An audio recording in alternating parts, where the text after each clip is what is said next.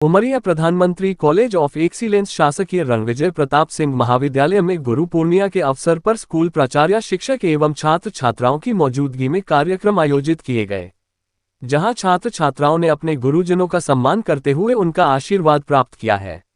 वहीं आयोजित कार्यक्रम के दौरान बताया गया कि गुरु के प्रति श्रद्धा, सम्मान और कृतज्ञता व्यक्त करने के लिए कितने ही दिन मिल जाए तो कम है, लेकिन गुरु पूर्णिमा के दिन गुरु से आशीर्वाद लेकर गुरु को पूजने की परंपरा कुछ और है। ये दिन विशेष रूप से महर्षि वेदव्यास जी को समर्पित किया गया है। ऐसी मान्यता है कि इस दिन महर्षि वेदव्यास जी का जन्मदिन भी होता है, इसलिए ये दिन गुरु पूजन के लिए महत्वपूर्ण है। ऐसा माना जाता है कि ज्ञान प्राप्ति के बाद इसी दिन उन्होंने सारनाथ में अपना पहला उपदेश दिया था। जैन धर्मावलंबी भगवान महावीर जी और उनके प्रमुख शिष्य गौतम स्वामी के प्रति सम्मान प्रकट करने के लिए गुरु पूर्णिमा मनाते हैं।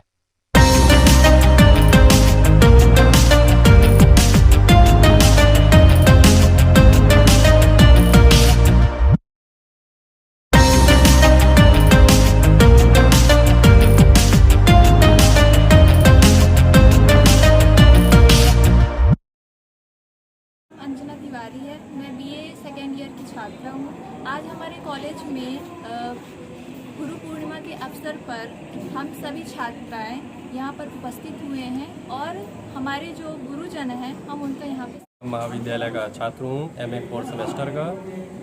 मैं अपने दो शब्दों में यह कहना चाहता हूँ कि आज जो पर्व है, अवसर है, ये गुरु पूर्णिमा का अवसर है।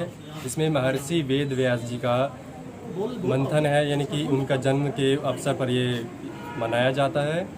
उसी के उपलक्ष्य में हमारे कॉलेज में आज का प्रोग्राम सनातन संस्कृति में गुरु का स्थान जो है वह परमात्मा से भी ऊपर माना गया है। यह गुरु पूर्णिमा वेद व्यास जी के जन्म के अवसर पर मनाई जाती है, जिसे व्यास पूर्णिमा भी कहते हैं। आज हमारी नई राष्ट्रीय शिक्षा नीति 2020 में इसका समावेश किया गया है, ताकि छात्र और गुरु दोनों जो हैं नैतिक मूल्यों को जान सके, हमारे ऋषि मुनि के दर्शन और विचारों को आत्मसात कर सके।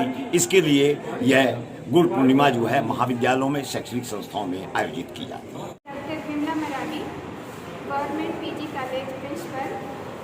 दादा, आज का जो ये गुरु पूर्णिमा का दिन है बहुत ही सौभाग्यशाली दिवस के रूप में है, क्योंकि हमें वो वैदिक परंपरा का याद दिलाता है जिसके तहत हमारे ऋषि मुनि आश्रमों में ये परंपराएं संचालित करते थे। लेकिन बीच में ऐसे समय आया जिसके कारण से वो दूरियां बढ़ गई गुरु और परंपरा में। लेकिन 2020 के नई शिक्षा नीति के तहत ये वैदिक परंपरा को पुनः संचालित करने का प्रयास किया जा रहा है और वो जो दूरियां थी गुरु और शिष्य में, उसको पुनः कायम करने का प्रयास किया जा रहा है।